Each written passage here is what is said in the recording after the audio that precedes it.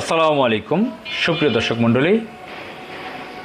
National citizen party NCP, আপনারা জানেন যে জুলাই বিপ্লব পরবর্তী একটি রাজনৈতিক দল গঠিত হয়েছে। তরুণদের এই রাজনৈতিক দল নিয়ে নানান আলোচনা সমালোচনা আছে। এই এনসিপি পার্টিতে অনেক তরুণরা অনেক বিতর্কিত ঘটনা ঘটিয়েছেন, অনেক ভালো কাজও করেছেন। তবে একটা নতুন রাজনৈতিক দল বাংলাদেশে, আপনারা জানেন দুইটি পরিবার, আওয়ামী লীগ বিএনপি উভয়ই সিন্ডিকেট বলি না আমরা, তো এই সিন্ডিকেটে এই রাষ্ট্র চালাচ্ছে। মাঝখানে সামরিক জান্তা হোসেন মোহাম্মদ এরশাদ সামরিক স্বৈরাচার, সেও এখানে আওয়ামী লীগ বিএনপির যারা আছে তাদেরকে নিয়ে এই সরকারে ছিল। যাদেরকে তিনি এমপি মন্ত্রী বানিয়েছিলেন তারা উভয় আওয়ামী লীগ বিএনপিরও এমপি মন্ত্রী হয়েছেন এবং তিনি হাসিনার বড় ভাই হিসেবে পরিচিত ছিলেন, ভারতের এজেন্ট হিসেবে পরিচিত ছিলেন। এই তিনটি গ্রুপ তারা 55 বছর রাষ্ট্রটাকে লুটিপুটে খাচ্ছে। এখন এনসিপি রাজনৈতিক দল গঠন করে, আসলে ব্যক্তিগতভাবে আমারও অনেক কিছু খারাপ লেগেছে, তারা অনেক বিতর্কিত ঘটনা ঘটিয়েছে। কিন্তু একটা জিনিস আমি পরে লক্ষ্য করলাম, তাদের বিরুদ্ধে যে প্রচারণা, প্রপাগান্ডা, তাদের বিরুদ্ধে যে কথা, এটা উদ্দেশ্য প্রণোদিতভাবে, এটা কয়েকটা শ্রেণীর লোক এটা একটা টার্গেট নিয়ে, একটা মিশন নিয়ে এই প্রপাগান্ডা করছে এনসিপির তরুণদের বিরুদ্ধে। বিশেষ করে আমি আজকে স্পেসিফিকভাবে সবার কথা না বলতে দুজনের কথা বলি। নাহিদ ইসলাম এনসিপির, তিনি সভাপতি প্রেসিডেন্ট, তিনি বিরোধী দলের চিফ হুইপ এবং তিনি সংসদ সদস্য ঢাকা 11 আসনের। এই তরুণ, তিনি মন্ত্রী পদমর্যাদা, এখন চিফ হুইপ বিরোধী দলের। এদিকে তিনি উপদেষ্টাও ছিলেন ইন্টারিম সরকারের সময়। আরেকজন হচ্ছে ব্রাহ্মণবাড়িয়ার হাসনাত আবদুল্লাহ, আরেক তরুণ। এই দুই তরুণই ঢাকা বিশ্ববিদ্যালয়ের ছাত্র, খুবই কম বয়স, 28-29 বছর বয়স। হাসনাত আবদুল্লাহ তো বিতার্কিক, তিনি ডিবেটর, অনেক কথা বলতে পারেন। নাহিদ ইসলাম সেই ধরনের ডিবেটর না হলেও খুব সুন্দর স্পিচ, বক্তব্য করতে পারেন সংসদে, বাহিরে, সব জায়গায়। তবে হাসনাত আবদুল্লাহ একটু আরও স্পিডে কথা বলেন। দুজনই বেশ জনপ্রিয়। তো এর বাইরে নাসিরউদ্দিন পাটোয়ারি, সার্জিস আলম, আরও অন্যান্য কিছু নেত্রী আছেন, ডাক্তার মাহমুদা মিতু, অনেকের ব্যাপারে অনেক সমালোচনা আছে, অনেক কথা আছে। সকলকে নিয়ে এখন এই মুহূর্তে আমি কথা বলতে চাচ্ছি না। সামান্য সময়ের জন্য দুজনকে নিয়ে বলি। আমরা দেখি যে সামাজিক যোগাযোগ মাধ্যমে ভারতীয় চর হিসেবে যারা পরিচিত, এখন আওয়ামী লীগ বিএনপিকে যারা একদম অন্ধভাবে ব্লাইন্ডের মতন সমর্থন করছেন, সাপোর্ট করছেন, অর্থাৎ এখন আওয়ামী লীগ বিএনপি তো এক। আওয়ামী লীগ আমরা বাহ্যিক দৃষ্টিতে দেখি যে, চোখে দেখি যে তারা পলাতক, বা বাস্তবে তারা বিএনপির সাথে একটা নেগোসিয়েটেড হয়েছে, তাদের সাথে একটা সম্পর্ক আছে।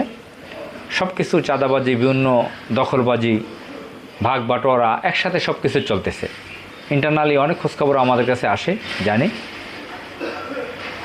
তো এখন এরা সকলে মিলে জামাতের বিরুদ্ধে তো লেগে আছি, বড় পার্টি। এখন এই যে ছোট একটা পার্টি, এই পার্টির দুজনকে নিয়ে, দুজন সংসদ সদস্য ইম্পর্টেন্ট। নাহিদ ইসলাম পার্টির প্রধান, আবার পার্টির প্রধান না হলেও হাসনাত আবদুল্লাহ বেশ নাম করা, পুরো বাংলাদেশে নাম করা, বেশ পপুলার। এই দুজনকে নিয়ে সারাক্ষণ আমরা দেখি সামাজিক যোগাযোগ মাধ্যম, ফেসবুকে সমালোচনা। তথাকথিত সুশীল, তথাকথিত প্রগতিশীল, সেকুলার, ভারতপন্থী, এরা নিয়মিত মিনিটে সেকেন্ডে এই ছেলেগুলোর বিরুদ্ধে প্রপাগান্ডা। তারা শত হাজার কোটি টাকা নাকি লুট করেছে। তো তারা তো বারবার চ্যালেঞ্জ করেছে, হাসনাত আবদুল্লাহ, নাহিদ ইসলাম বারবার চ্যালেঞ্জ করেছে যে আমাদের কারাপশন, দুর্নীতি থাকলে বের করে দেখান। সংসদের বাহিরে বা বিভিন্ন জায়গায় তারা চ্যালেঞ্জ ছড়িয়ে দিয়েছেন। কিন্তু সেই চ্যালেঞ্জের মোকাবেলা কেন করছে না? দুদক আছে, কেন দুদক তাদের ব্যাপারে সরকার কেন ব্যবস্থা নিচ্ছে না? এবং তারা তাদের বিরুদ্ধে এই যে বসুন্ধরার মিডিয়াগুলো, বিভিন্ন মিডিয়াগুলো এই ছেলেগুলোর বিরুদ্ধে নানা ধরনের প্রোপাগান্ডা চালাচ্ছে। মূল কথা হলো, যারা প্রোপাগান্ডা চালাচ্ছে বিভিন্ন কর্পোরেট গোষ্ঠী, ভারতীয় দালাল শ্রেণীর লোকেরা, তথাকথিত সুশীল, তথাকথিত সেকুলার প্রগতিশীলরা, তথাকথিত লেফটিস্টরা। আমি তথাকথিত শব্দটা এজন্য বলি, তারা আসলে লেফটিস্ট হিসেবে পরিচিত হলেও লেফটিস্টের যে মূল আইডিওলজি তারা সেটা ধারণ করে না, ওন করে না। তাহলে তো ভারতের হিন্দুত্ববাদীর দোসর হতে পারতো না, এজেন্ট হতে পারতো না। তো তারা এই ছেলেগুলোর বিরুদ্ধে লেগে আছে। অর্থাৎ আমি যেটা বলতে চাই সংক্ষেপে, মূল কথাটা হচ্ছে, সারাংশটা হচ্ছে, উপসংহার হচ্ছে যে তারা এই যে আওয়ামী লীগ বিএনপির একটা সিন্ডিকেট, এই ড্রিঙ্ক অ্যান্ড বি মেরি, খাও দাও ফুর্তি করো,